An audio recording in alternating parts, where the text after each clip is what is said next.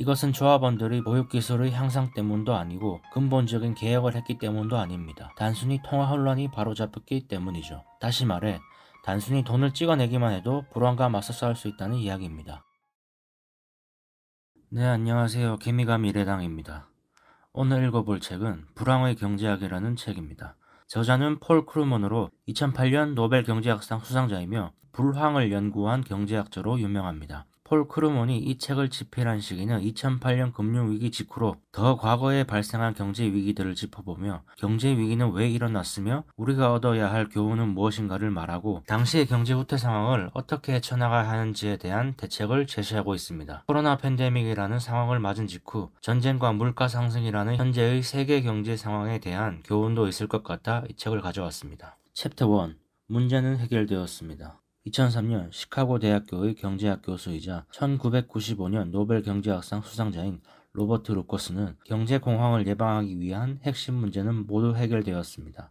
라고 말했습니다. 그로부터 1년 후 프리스턴 대학교의 교수 출신으로 연방준비제도 이사회에 들어가 있던 벤 버냉키는 경제안정기라는 제목으로 놀랄 만큼 낙관적인 연설을 했죠. 대부분의 국가들이 1930년대를 연상케 하는 금융 및 경제 위기의 나락에서 허덕이고 있는 현 시점에서 불과 몇 년 전 이런 낙관적인 선언은 믿을 수 없을 만큼 독선적으로 들립니다. 어떻게 이런 낙관적인 상황이 만들어졌을까요? 원인 중 하나는 1990년대에 사회주의가 붕괴한 것입니다. 자본주의에 대항하는 사회주의 붕괴는 묘하게도 1978년 덩샤오핑의 중국에서 시작해 소련의 붕괴로 이어졌습니다. 지금도 자본주의에 반대하는 급진 좌파들이 남아있지만 그럴듯한 대안이 없다는 점 때문이라도 현재로서는 자본주의가 세계를 지배하고 있죠. 결국 돈이 최고의 선이라는 결론을 내릴 수밖에 없었습니다. 또 다른 원인은 정책 위반자들이 비즈니스 사이클을 통제할 수 있다고 믿게 된 것입니다. 먼저 비즈니스 사이클이 무엇인지, 특히 시장 경제가 왜 침체를 겪는지부터 고민해 봐야 합니다. 사실 시장은 어쨌든 수요와 공급을 조절해 나간다는 사실을 이해한다면 경기 후퇴는 매우 특이한 현상입니다. 크루먼은 불경기가 무엇인지 설명할 때 인용하는 좋은 이야기를 하나 말해줍니다. 1970년대 그레이트 캐피톨 힐 베이비시팅 협동조합의 이야기죠. 미국 국회의사당에 근무하는 젊은 부부들 위주의 조합으로 서로의 아이들을 돌봐주는 것이 목적입니다. 쿠폰 한 장으로 1시간 동안 아이를 맡길 수 있습니다. 아이를 돌보기로 한 부부는 아이를 맡기는 부부로부터 해당 시간만큼의 쿠폰을 받고 아이를 돌봐주었습니다. 자신의 아이를 맡긴 만큼 다른 아이를 돌봐주면 되는 구조이죠. 그러나 문제가 발생했습니다. 당장 외출할 계획이 없는 부부들은 나중을 위해 최대한 많은 쿠폰을 모아두려고 했습니다. 시간이 흐르면서 여러 번 연달아 외출할 수 있을 만큼 많은 쿠폰을 확보하려는 부부들이 늘어났죠. 요점은 회전되는 쿠폰의 양이 상대적으로 적어지는 시기가 닥쳤다는 것입니다. 모아놓은 쿠폰이 부족하다고 생각한 부부들은 다른 부부의 아이를 돌보고 싶어 안달이 났고 외출을 꺼렸습니다. 이제 사람들은 특별한 일이 아니면 모아놓은 쿠폰을 쓰지 않으려고 했고 그 결과 베이비시팅의 기회는 더욱 줄어들었습니다. 베이비시팅 조합이 불경기에 들어간 것이죠. 이 조합이 바로 축소판 경제입니다. 그들이 경험한 것은 진짜 불경기였습니다. 이제 이 이야기가 담고 있는 두 가지 핵심적인 의미를 생각해보죠. 하나는 불경기가 발생한 원인이고 또 다른 하나는 경기를 다루는 방법입니다. 먼저 조합이 왜 불경기에 들어섰는지 알아봅시다. 여기서 중요한 것은 조합원들이 아이를 돌보는 일을 제대로 하지 못해서 이렇게 된 것이 아니라는 점입니다. 문제는 조합의 생산 능력이 아니라 단순히 유효 수요의 부족에 있었죠. 현금,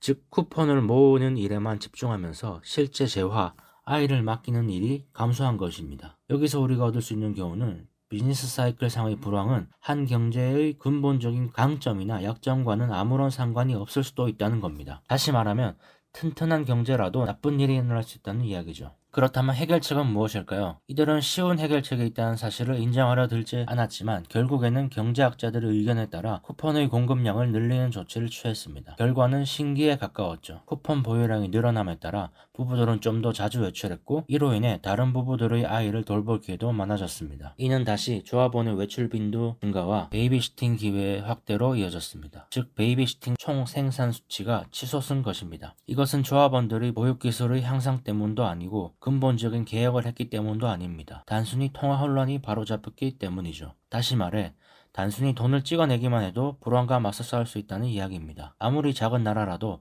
이 조합보다는 크고 복잡하겠지만 근본적으로 작은 세계와 다름이 없습니다. 불황은 보통 대다수의 대중이 현금을 쌓아둘 때, 다시 말해 투자보다 저축을 많이 할 때의 문제이며 이는 더 많은 쿠폰 발행으로 해결할 수 있습니다. 쿠폰 발행지는 중앙은행이죠. 이 사실을 안 중앙은행들은 경제관리 요령을 터득한 듯 했습니다. 그리고 그 공은 앨런 그리스펀을 비롯한 통화 관리자들에게 돌아갔죠. 기술 발전도 낙관론에 큰 역할을 했습니다. 1990년대가 되면서 정보 산업이 미국의 분위기를 완전히 바꾸어 놓은 것이죠. 헨리 포드 이후 사라졌던 영웅적인 사업가가 멋진 신제품을 만들어 마땅히 백만장자가 된다는 신화가 되살아난 것입니다. 더불어 부가 미덕의 산물이라는 개념도 화려하게 부활했죠. 그러나 경제적 낙관주의를 무엇보다 부채질한 것은 번영의 확산, 바로 세계화의 물결입니다. 희망이 없다고 평가받던 나라에게까지 번영이 흘러들었던 것이죠. 낮은 관세와 통신기술, 저렴한 수송의 출현으로 기술과 자본이 고임금에서 저임금 국가로 이전했고 결국 개발도상국들의 수출이 증가했습니다. 새로운 수출 산업이 자리 잡은 나라에서는 국민들의 생활 수준이 뚜렷하게 향상되었죠. 한국과 대만 같은 나라에선 평균 임금이 거의 선진국 수준에 근접했습니다. 이러한 발전은 선의를 가진 선진국 사람들이 도움을 주었기 때문도 가난한 나라의 정부가 자비로운 정책을 베푼 결과도 아니었습니다. 이러한 발전은 냉혹한 다국적 기업과 탐욕스러운 현지 기업들이 움직임이 나온 결과였다고 폴 크루먼은 말합니다. 그들의 관심은 오로지 싼 노동력을 통한 이윤 추구였기 때문이죠. 그들의 동기야 어찌됐든 수억 명의 사람이 극빈 상태에서 벗어났습니다. 결국 사회주의 붕괴, 돈을 찍어내는 것으로 경기를 다룰 수 있다는 믿음, 기술 발전과 세계화의 물결을 통한 경제성장은 자본주의에 다시 한번 정당성과 신뢰를 주었으며 정책 이반자들과 학자들에게 낙관론을 전염시켰습니다. 그러나 언제나 그렇듯 재난을 예언하는 자들도 있었습니다.